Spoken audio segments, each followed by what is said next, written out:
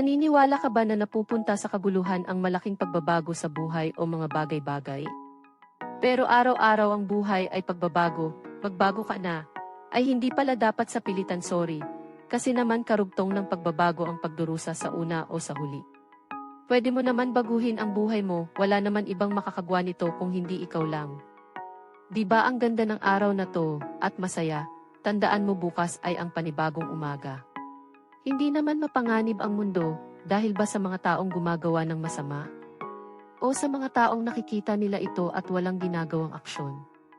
Meron namang espesyal na lugar sa impyerno para sa mga taong ganito, karma na bahala sa kanila.